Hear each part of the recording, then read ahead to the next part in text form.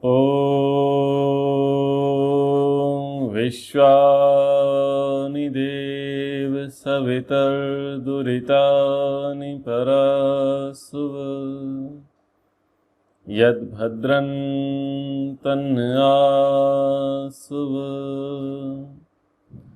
यद्भद्रं तन्नासुव। महाभारत अध्ययन अनुशासन पर्व का हम अध्ययन कर रहे हैं। आज का प्रसंग गौ महिमा के संबंध में है।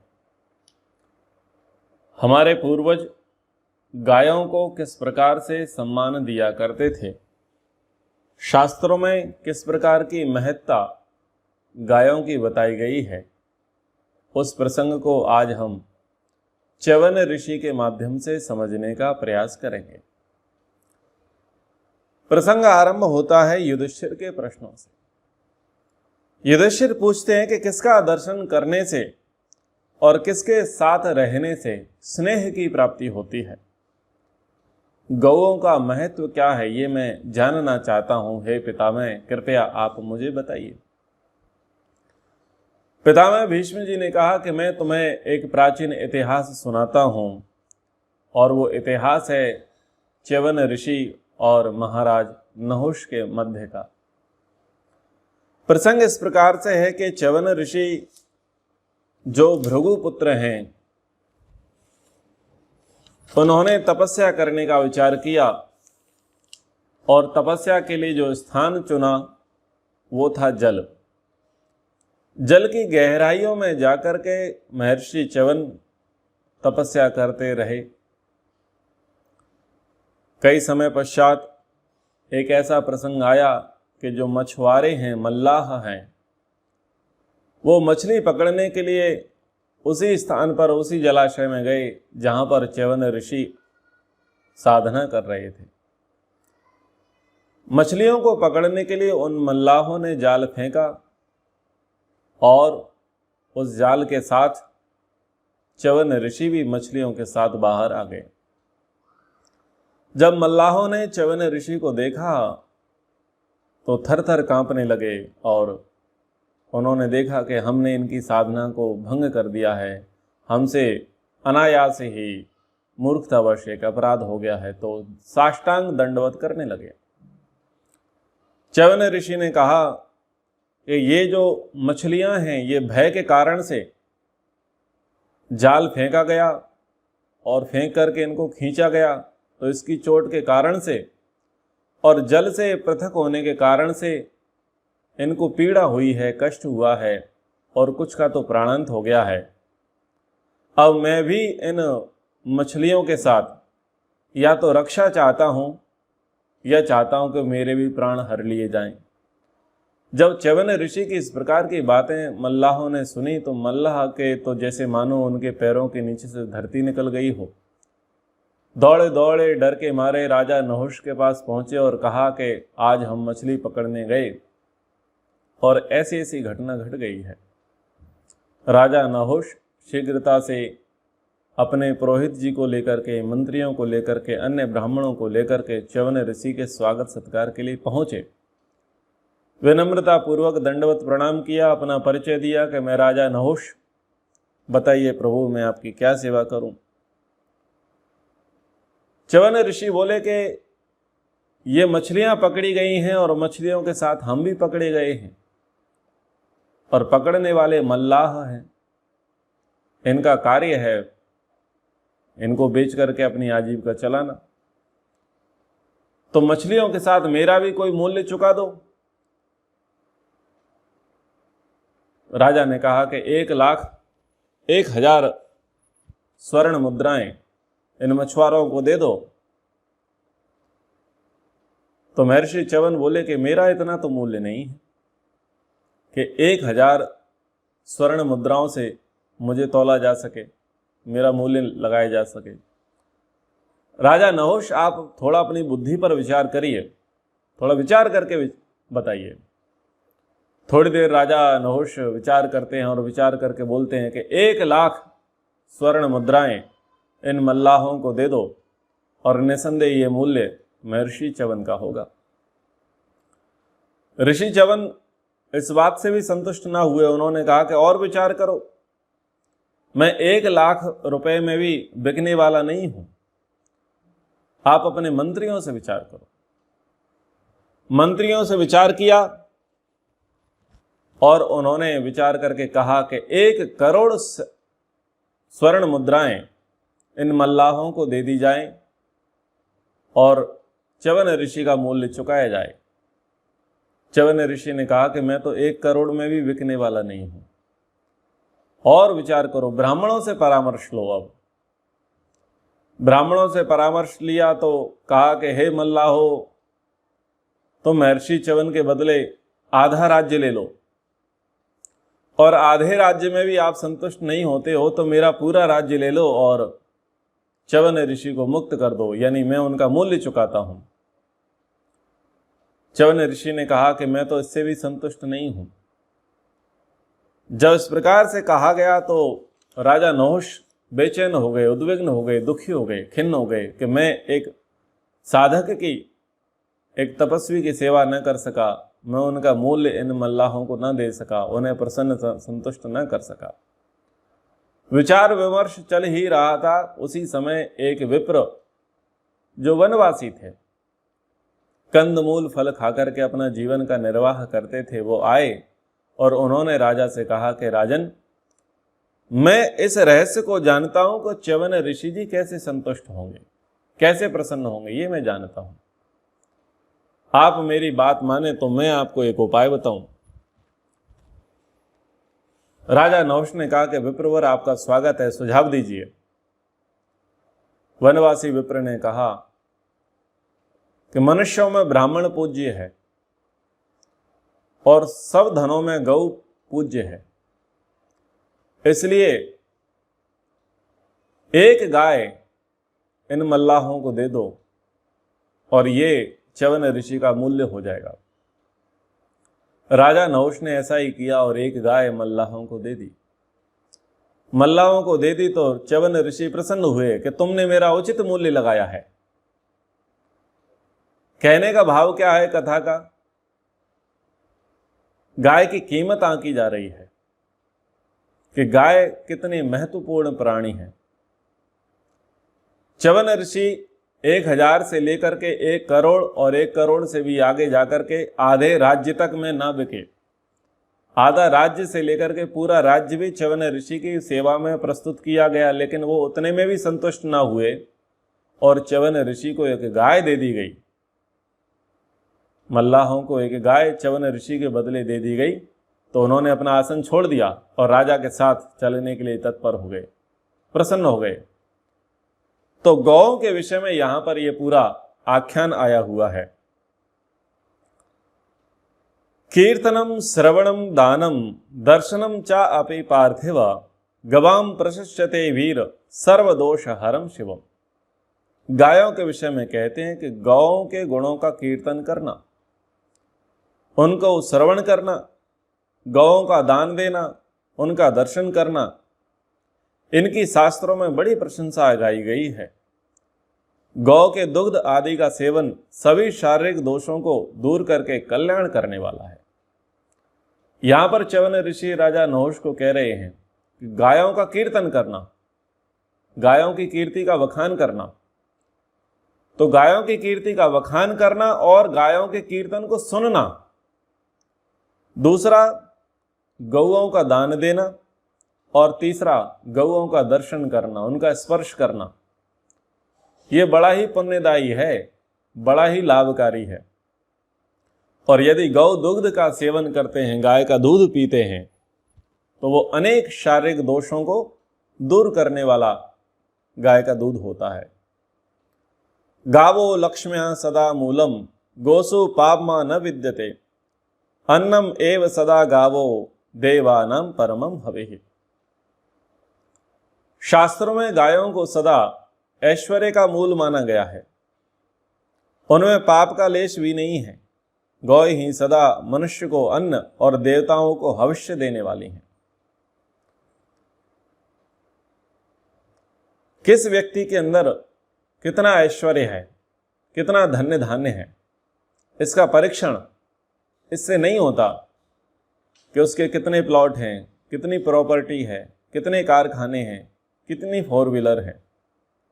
आज भले ही इस बात से आकलन किया जाए कि उसकी कितनी संपत्ति है, लेकिन अगर आप 30 वर्ष पीछे अपनी आयु के क्षेत्र में चले जाएं, तो तब आप पता करके देखिए कि धन का पैमाना क्या होता है। धन का पैमाना हुआ करता था शुरू से ही गाय। जब विवाह का प्रस्ताव आता था तो देखने जाते थे, वर चुनने जाते थे, तो ये पूछते थे कि कितने बैल हैं, कितने जोड़ी बैल हैं। 10 जोड़ी, 20 जोड़ी, 40 जोड़ी, 50 जोड़ी, यानी जितने जोड़ी बैल हैं इसके पास, यानी ये उतना संपन्न व्यक्ति है, उतना धनवान व्यक्ति है। क्योंकि खेती किससे होती थी? बैलों से होती थी, सांड से, गौवंश से होती थी। तो जिसके पास जितने ज्यादा बैल हैं वो उतना बड़ा धनाढ्य है, धनी व्यक्ति है। जितनी ज्यादा गायें हैं उतना ज्यादा संपन्न व्यक्ति उसे माना जाता था। और इतिहास में सबसे बड़े संपन्न और गौ भक्त जो व्यक्ति रहे वो भगवान श्री कृष्ण रहे। उन्होंने गौओं की रक्षा के लिए तो गौ संवर्धन यज्ञ किया, जिसको गोवर्धन कहते हैं, गौ संवर्धन कार्य किया।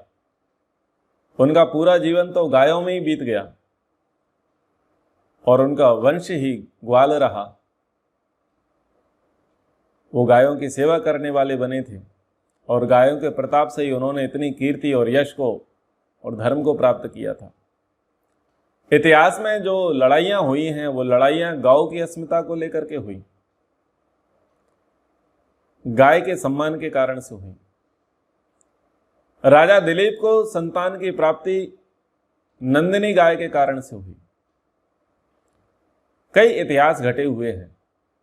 हम मध्य प्रदेश में रहते हैं। मध्य प्रदेश में हमारा एक जिला है जिसका नाम है इंदौर। इंदौर की रानी हुआ करती थी अहिल्याबाई होलकर।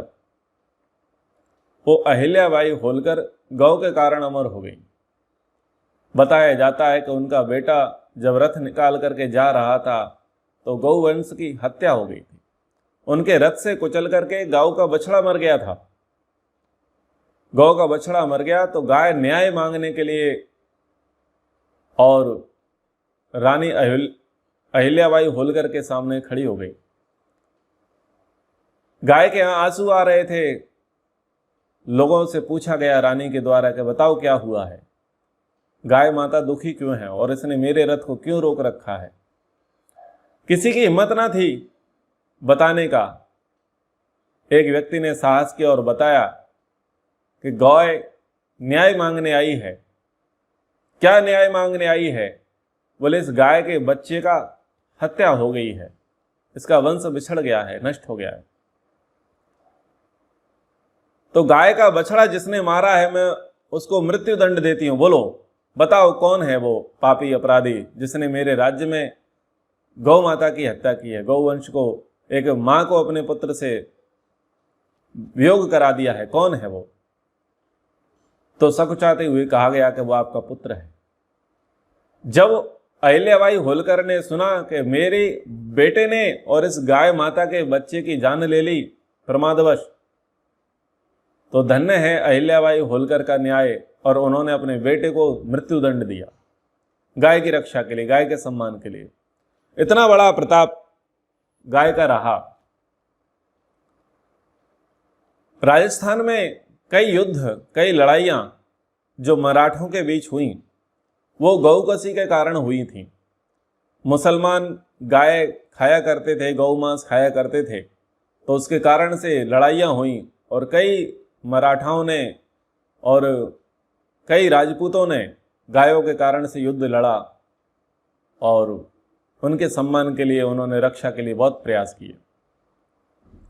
अभी कुछ 30 वर्ष पूर्व ही हमारे पास लगभग 150-200 किलोमीटर मुरैना राज्य जिला पड़ता है और मुरैना के पास एक सबलगढ़ क्षेत्र है। वहां पर एक थाने पर एक ठाकुर था, जाति का ठाकुर, वो हवलदार था। थानेदार जो था वो मुसलमान था और तहसीलदार जो था वो भी मुसलमान था। उन्होंने कहा कि आज थाने पर तो पार्टी होगी और गौ कसी की जाएगी, गौ कसी की जाएगी, और उसके लिए आमंत्रण दिया गया जानबूझ करके उस ठाकुर को। संभवतः वो सिकरवार था। उसने कहा कि नहीं, आप गौ कसी करना है तो बाहर करो, यहां मत करो, थाने में आप ये काम मत करो, और मेरे रहते आप गौ हत्या नहीं कर सकते, गौ कसी नहीं कर सकते। उन लोगों को चिढ़ थी, उनका बहुमत था, कुछ हवलदार भी मुसलमान थे, वो दीवान जो था, दीवान भी मुसलमान था, और तहसीलदार भी उस समय मुसलमान था। और ठाकुर को चिढ़ाने के लिए, उसका अपमान करने के लिए उसे कहा गया कि तुझे उस रात्रि ड्यूटी पर रहना है और गौ कसी होगी, तुझे हमारी सेवा करनी है, सुरक्षा करनी है। तो उस ठाकुर को बात लग गई बुरी तरीके से। उसने कहा कि मेरे सामने ये गौ मांस खाएंगे, गौ की हत्या करेंगे, मेरे जीते जी ये नहीं हो सकता। उसने अपनी बंदूक उठाई और उसी समय तहसीलदार को, थानेदार को और कई सिपाहियों को उसने मार दिया, थाने में ही। आज से लगभग 20-25 साल पुरानी घटना है। और फिर बाद में उसने स्वयं को भी मार लिया था। तो क्यों किया? गौ के सम्मान में इतना सारा उन्होंने किया था। तो गाय के सम्मान का बड़ा इतिहास हमारे यहाँ रहा है। आज बंगाल में गाय कटती है, केरल में गाय कटती है, कांग्रेस के जीतने पर कर्नाटक में गाय कटती है, और सब लोग चुप रहते हैं। उसका कारण यह है कि लोगों को इतिहास पता नहीं है कि गाय के सम्मान के लिए कितना युद्ध हुआ है, कितनी लड़ाई लड़ी गई है, और कितना सर्वस्व उस पर न्यौछावर किया गया है। गाय हमारी अस्मिता है। इतिहास ना पता होने के कारण से आज लोग मूक दर्शक बने हैं, नपुंसक बने हुए हैं। तो कहा कि गाय सदा ही ऐश्वर्य का मूल है, उनके पाप, उनके भीतर पाप का लेश मात्र नहीं होता। स्वाहाकार वसटकारो गोसु नित्यम प्रतिष्ठितौ गावो यज्ञ से नेत्रयो वै तथा यज्ञ से तामुखम। स्वाहा वसटकार सदा गौ में ही प्रतिष्ठित होते हैं। गौ ही यज्ञ का संचालन करने वाली तथा उसका मुख है। गाय का घी नहीं होगा तो यज्ञ नहीं होगा। यज्ञ का आधार क्या है? गाय है। गाय और यज्ञ एक दूसरे के पूरक हैं। यज्ञ होंगे तो यज्ञकर्ता जो ब्राह्मण है, पुरोहित है, ऋत्विज है, उसकी संतुष्टि किससे है? उसकी संतुष्टि गौदान से है। तो जो ब्राह्मण आते हैं उनको दक्षिणा में क्या दी जाती है? गाय दी जाती है, क्योंकि गाय से ही वो तृप्त होते हैं। अन्न दे दिया, धन दे दिया, भूमि दे दी, उसका कोई विशेष महत्व नहीं होता, लेकिन गाय दे दी है यानी यज्ञ की पर्याप्त दक्षिणा मिल चुकी है। तो ये भी एक परंपरा रही थी कि जब भी कुछ यज्ञ आदि कार्य हुआ करता था तो उसमें ब्राह्मणों को गौ की दक्षिणा दी जाती थी। जब ब्राह्मणों के पास कोई विद्या प्राप्त करने आता था तो उससे ये कहते थे, जाओ पहले गाय चराओ, पहले गाय चराओ, गौओं की सेवा करो, और गौओं की सेवा तुमने कर ली तो हम तुम्हें विद्या का दान दे देंगे। उपनिषदों में कई गौ सेवा के प्रसंग आते हैं जहां पर गुरु शिष्य से बोलते थे कि जब तक 400 गाय ना हो तब तक लौट के मत आना, इतने वर्षों तक सेवा करो, गौवंश की वृद्धि करो, और 400 गाय हो जाएं तब गुरुकुल लौट के आना, फिर हम तुम्हें पढ़ाएंगे। तो चाहे वो ब्राह्मण रहे हों, चाहे वो वैश्य रहे हों, चाहे वो क्षत्रिय रहे हों, चाहे वो शूद्र रहे हों, जितने भी आर्य वर्ण हैं, उन सभी आर्य वर्णों ने सदा से ही गौ की सेवा के लिए तन मन धन को समर्पित किया है। अमृतम ही अव्ययम दिव्यम छरंती च वहंती च अमृताय तनम चैता सर्वलोकान नमस्कृता। गौएं विकार रहित हैं, दिव्य अमृत धारण करती हैं, दोहने पर अमृत ही प्रदान करती हैं, वे अमृत का केंद्र हैं, सारा संसार उनके आगे सिर झुकाता है। तो गौ का दूध जो है वो अमृत कहा गया है। जब हमारी मां दूध पिलाना बंद कर देती है तब एक गौ माता ही होती है जो हमें पोषण प्रदान करती है। इसलिए गाय को माता कहा गया है, क्योंकि माता जो है जो जन्म देती है वो तो 6 महीने ही दूध पिलाती है, लेकिन जब तक जीवन है तब तक दूध पिलाने वाली कौन होती है? गाय होती है। जिस शिशु की मां का देहावसान हो जाए अथवा जो मां दूध पिलाने में असमर्थ रहे अपने शिशु को, तो उस बालक का अथवा उस बालिका का पूर्ण विकास यदि हो सकता है तो वो गाय के दूध से होता है। इसलिए सभी आयुर्वेद के जानकार डॉक्टर, पुराने लोग यही सलाह देते हैं कि बच्चों को क्या पिलाया जाए? गाय का दूध पिलाया जाए। और यदि भैंस का दूध पिला दिया तो बुद्धि कैसी हो जाएगी? ठस हो जाएगी, तामसिक हो जाएगी, क्योंकि गाय का दूध सात्विक होता है और भैंस का दूध तामसिक होता है। इसलिए कभी भी छोटे बच्चों को भैंस का दूध नहीं पिलाना चाहिए। कहते ना कि इसकी बुद्धि लेट चलती है, वो लेट चलने का कारण वो भैंस का दूध होता है। बच्चों को सदैव गाय का दूध ही पिलाना चाहिए, गाय का घी ही खिलाना चाहिए, गाय का दही ही खिलाना चाहिए, गाय के दूध की छाछ पिलाना चाहिए, गाय का प्रोडक्ट ही बच्चों को देना चाहिए। निविष्टम गोकुलम यत्र श्वासम मुंचति निर्भयम विराजयति तम देशम पापम च अस्य अपकर्षति। गौओं का समुदाय जहां बैठकर निर्भयता पूर्वक श्वास लेता है उस स्थान की शोभा बढ़ा देता है और वहां के सारे दोषों को खींच लेता है।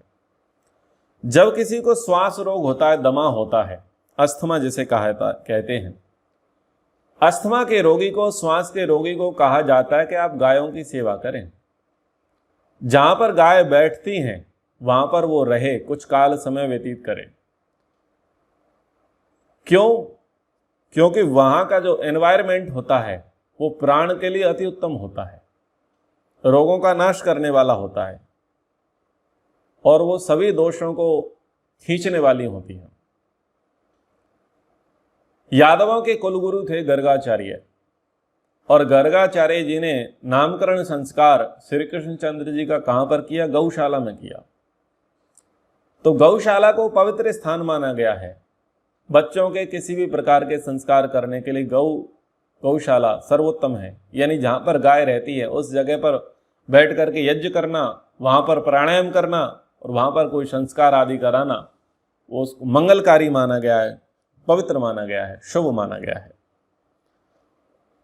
गावः स्वर्गस्य सोपानम गावः स्वर्गे अपि पूजितः गावा कामदोहो देव्यो न अन्यत् किंचित परम स्मृतम। गावः स्वर्गस्य सोपानम, स्वर्ग की सीढ़ी गाय को कहा गया है कि यदि गाय की सेवा करते हैं, गाय पालते हैं, तो आपको स्वर्ग की प्राप्ति होगी। और गाय इतनी विचित्र हैं, इतनी महत्वपूर्ण हैं कि स्वर्ग के देवता भी उसका सम्मान करते हैं, उसकी पूजा करते हैं। और गाय को देवी कहा गया है क्योंकि वो समस्त कामनाओं को पूर्ण करने वाली हैं, उनसे बढ़कर के कोई नहीं है। मातरः सर्वभूतानां गावः सर्वसुख प्रदाः बुद्धिम आकांक्षितम नित्यम गावः कार्य प्रदक्षिणः। मातरः सर्वभूतानां गावः, गायों को सभी प्राणियों की माता कहा गया है। वेद में आया है गावो विश्वस्य मातरः, गाय सारे संसार की माता है। और यहां महाभारत में कहा मातरः सर्वभूतानां गावः, गाय सभी भूतों की, सभी प्राणियों की माता कहलाती है क्योंकि वो सबको सुख देने वाली है। जिसे अपनी उन्नति और वृद्धि की इच्छा हो वो व्यक्ति क्या करे? वो गौओं का सम्मान करे। जो गौओं का तिरस्कार करेगा उसकी ना तो उन्नति होगी, ना उसे समृद्धि मिलेगी और ना ही उसे ऐश्वर्य प्राप्त होगा। गायों के संबंध में कहा संताड्या न तु पादेन गवां मध्ये न च व्रजेत मंगलाय तनम देवः तस्मात् पूज्या सदैव ही। गौओं को लात ना मारे, उनके बीच से होकर के ना निकले। वे मंगल की आधारभूत देवियां हैं, अतः उनकी सदा पूजा करनी चाहिए। व्यवहार बताया, 2 व्यवहार बताए। एक तो गाय को पैर से टच नहीं करना चाहिए, लात नहीं मारनी चाहिए। और दूसरा एक बड़ा व्यवहार कहा गया कि जब गाय बैठी हो तो उनके बीच से नहीं निकलना चाहिए। किस किस के बीच से नहीं निकलना चाहिए? जब वृद्ध पुरुष बैठे हों, राजा बैठे हों, गुरु बैठे हों, विद्वान बैठे हों और गाय बैठी हो, तो कभी भी उसके सामने से निकलना नहीं चाहिए, नियम है। पुराने लोगों को हमने खूब देखा है, आपने भी देखा होगा। अगर कुछ 20-30 वर्ष पीछे आप जाएं तो जब गांव के बुजुर्ग बैठा करते थे तो महिलाएं और छोटे बच्चे उनके सामने से होकर के निकलते नहीं थे, लज्जा करते थे, सम्मान करते थे। गुरु बैठे हैं तो उनके सामने से निकलते नहीं थे, पीछे से निकलते थे। और जब गाय बैठी हैं सड़क पर तो गायों के बीच में से भी लोग नहीं निकलते थे, उनके पीछे से निकलते थे, यानी उनको किसी प्रकार की कोई असुविधा ना हो। तो ये मान सम्मान चलता आया है, लेकिन आधुनिकता की दौड़ में ये कुछ ज़्यादा ही अंग्रेजी पढ़ लिख गए हैं और गंवार बन गए हैं। तो इन गंवारों के कारण से ये सम्मान, ये मर्यादाएं अब नष्ट भ्रष्ट हो गई हैं, ये कुछ ज़रूरत से ज़्यादा मॉडर्न हो गए हैं। तो इन मूर्ख मॉडर्न लोगों के कारण से मर्यादाएं बहुत छिन्न भिन्न हुई हैं, नष्ट हुई हैं। अब सेवा और पूजा के संबंध में कहते हैं, कलमचम गुरु शुश्रूषा हंति मानो महद यशा अपुत्रताम त्रया पुत्रा अवृतिम दशा धेनवः। बता रहे हैं कि गुरुओं की सेवा सारे पापों को नष्ट कर देती है। यदि कोई व्यक्ति पापी है, अधर्मी है, नास्तिक है, तो यदि उसे अपनी पाप वृत्ति पर अंकुश लगाना है, उसे प्रायश्चित करना है, सुधरना है, तो उसके पास एक ही विकल्प है और वो विकल्प है गुरुओं की सेवा। गुरुओं की सेवा वो करेगा तो पाप की वृत्ति उसकी नष्ट हो जाएगी और वो दुष्ट से धर्मात्मा बन जाएगा, नास्तिक से वो आस्तिक बन जाएगा, कुटिल से, कठोर से वो सरल बन जाएगा यदि वो गुरुओं की सेवा करेगा। तो अभिमान महान यश को नष्ट कर देता है, इसलिए यश कीर्ति आपकी है तो आप देखें कि कहीं आपके भीतर अभिमान तो नहीं है, इसलिए अभिमान को दूर रखना चाहिए। 3 पुत्र पुत्रहीनता के दोषों को दूर कर देते हैं। तो यहां पर कह रहे हैं कि 3 पुत्र होने चाहिए। ऋग्वेद कहता है 10 पुत्र होने चाहिए और आजकल की पीढ़ी कहती है कि हम दो और हमारा एक भला, और अब आजकल कहने लग गए हैं कि हम दो और हमारा कोई नहीं। आज से 10-20 वर्ष पहले नारा दिया गया कि हम दो हमारे दो, छोटा परिवार दुखी परिवार। उसके बाद हुआ हम दो हमारा एक, और वर्तमान में हम दो और हमारा कोई नहीं। ये स्थिति है।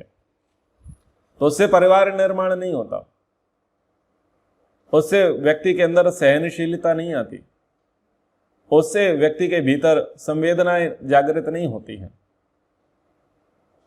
छोटे परिवार में व्यक्ति संकुचित हो जाता है, ओछी बुद्धि का हो जाता है, स्वार्थी हो जाता है, अपना अपना वो प्रिय मानने लग जाता है और दूसरे को वो प्रिय नहीं समझता है।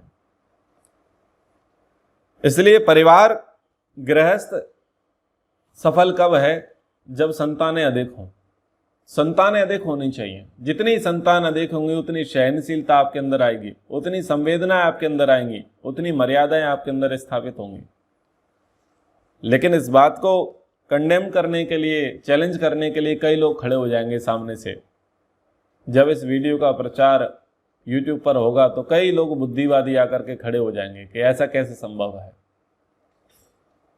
तो उन लोगों को मैं यही बोलूंगा कि तुमसे ज्यादा बुद्धिमान शास्त्र है। शास्त्र कहते हैं कि 10 संतान पैदा करो। यहां पर कहा कि 3 पुत्र, जो पुत्र दोष है उस दोष को दूर कर देता है। तो कम से कम 4 संतानें तो होनी चाहिए। 4 संतानें होती हैं तो परिवार पूरा होता है। 2 बेटा और 2 बेटी, इतना तो होना चाहिए। सारे संबंध, रिश्ते नाते बन जाते हैं। मासी के, बुआ के, चाचा के, चाची के, ताया के, ताई के, सारे रिश्ते बन जाते हैं। लेकिन अब किसी को बनाने भी नहीं है और उतने शब्दों का उच्चारण भी नहीं करना है। अंकल कह करके बात खत्म करनी है। अंकल में सबको नाप लिया जाता है, आंटी में सबको नाप लिया जाता है।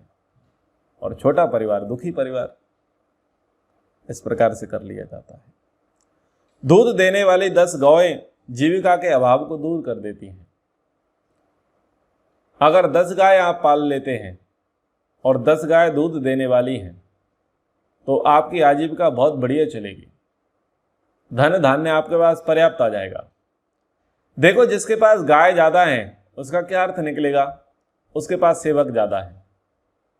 जिसके पास गाय ज्यादा है उसके पास भूमि ज्यादा है। जिसके पास गाय ज्यादा है उसके पास स्थान ज्यादा है। ये गाय समृद्धि का केंद्र है। जिसके पास गाय कम उसके पास साधन कम, सेवक कम, भूमि कम, अन्न कम। तो गरीब कौन है? जिसके पास गाय नहीं है। अमीर कौन है? धनवान कौन है? जिसके पास गाय है। इत्येतत् गौषु में प्रोक्तम महात्म्यम भरतर्षभ गुण एक देश वचनम सक्यम परायणम न तो। हे भरत श्रेष्ठ, यह हमने गायों का महात्म्य आपको बताया, इसमें उनके गुणों का दिग्दर्शन कराया गया। गौओं के संपूर्ण गुण कीर्तन तो कोई व्यक्ति कर ही नहीं सकता है।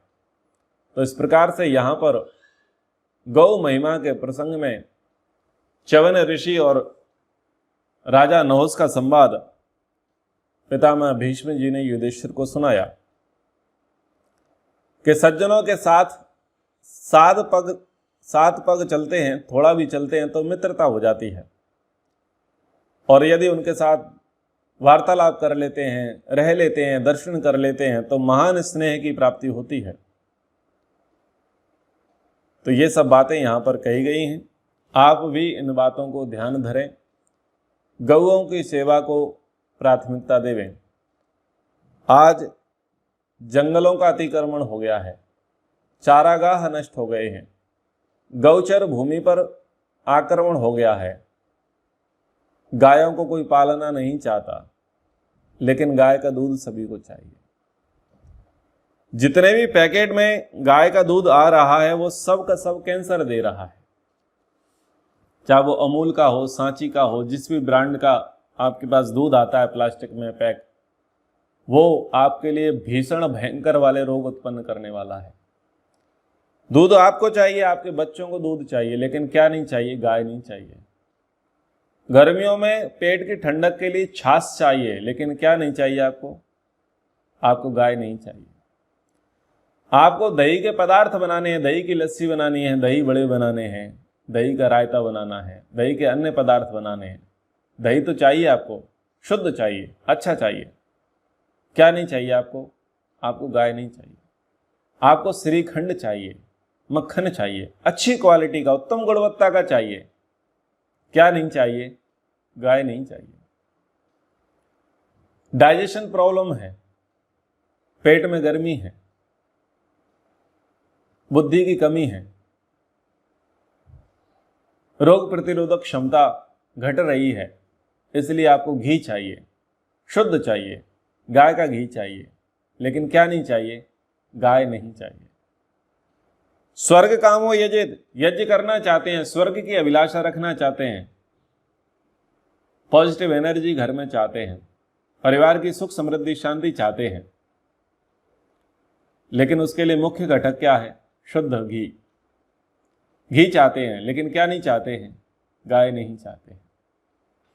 तो आप जो भी घी का प्रयोग करते हैं मार्केट का, दही प्रयोग करते हैं, पनीर प्रयोग करते हैं, छाछ प्रयोग करते हैं, वो एक प्रकार से आप जहर का ही प्रयोग करते हैं, क्योंकि वो शुद्ध नहीं होता, देशी नहीं होता, वो केमिकल युक्त होता है। और वो क्या करेगा? आपका नुकसान करेगा, आपके स्वास्थ्य का नाश कर देगा। एक व्यक्ति के स्वास्थ्य का उतना ही नाश कर देगा जितना कि एक गाय के पालने में होता है। एक गाय के पालने में आपका जितना खर्चा आएगा उतना खर्चा तो मात्र आपका 1 वर्ष में रोग होने पर चिकित्सा में चला जाएगा। और एक गाय अगर पाल लेते हैं तो 4-6 लोगों का जीवन आराम से चल जाएगा। 4-6 लोगों के खाने के लिए, पीने के लिए व्यवस्था पर्याप्त हो जाएगी। लेकिन वो 10-20 हज़ार, 50 हज़ार रुपये की गाय नहीं लाना चाहते हैं। कुत्ता पालेंगे, उसके लिए सारा खर्चा करेंगे, डॉक्टर के पास जाएंगे, उसके लिए सारी व्यवस्थाएं कर देंगे। गाय के लिए चारा आप नहीं ला सकते। खुद के लिए चारा खूब चाहिए, गाय के लिए नहीं चाहिए। तो ये जो शीर्षासन है, शीर्षासन को समझें। ये जो रोग बढ़ रहे हैं, वायरस बढ़ रहा है, उसका कारण भी आप समझिए। संस्कृति का जो ह्रास हो रहा है, जो संवेदनाएं हमारे अंदर से जाती जा रही हैं, जो मर्यादा अब कहीं दूर ही दिखाई दे रही है, जो पतन होता चला जा रहा है, जो सेवा के भाव समाप्त होते जा रहे हैं, जो व्यक्ति आर्टिफिशियल बनता चला जा रहा है, उनके कारणों को समझिए। अगर गहराई से चिंतन करेंगे तो गाय है। जैविक रासायनिक खेती चल रही है, यूरिया, डीएपी ये सब डल रहे हैं और जहर खा रहे हैं। आपको स्वस्थ रहने के लिए लौकी चाहिए, हरी सब्जियां चाहिए, लेकिन आपको गाय का गोबर नहीं चाहिए, देसी खाद नहीं चाहिए। अब देसी खाद लेने जाओ तो बहुत महंगा है, क्योंकि गाय नहीं है। तो बहुत सारी बातें हैं। आप प्रयास करें गौ पालन करने का। यदि स्वयं का सामर्थ्य नहीं है तो गाय आप किसी गौ पालक को दिला देवें और उससे बोलें कि गाय तू रख, बस हमें सुबह शाम दूध दे दिया कर, हम आर्थिक रूप से तेरी सहायता करते हैं। तो यदि आप गौ सेवा करना चाहेंगे तो कई प्रकार से गौ सेवाएं हो सकती हैं। तो गौ सेवा पर फोकस करें, गौ पालन पर फोकस करें, गायों के दूध का आप सेवन करें। आप उससे स्वस्थ रहेंगे, निरोग रहेंगे, प्रसन्न रहेंगे और गाय की सेवा से आपको पुण्य की प्राप्ति होगी, क्योंकि गाय विश्व की माता है और प्रकृति के संचालन में, सृष्टि के संचालन में वो महती भूमिका अदा करती है। कक्षा को यहाँ पर विराम करते हैं। ओ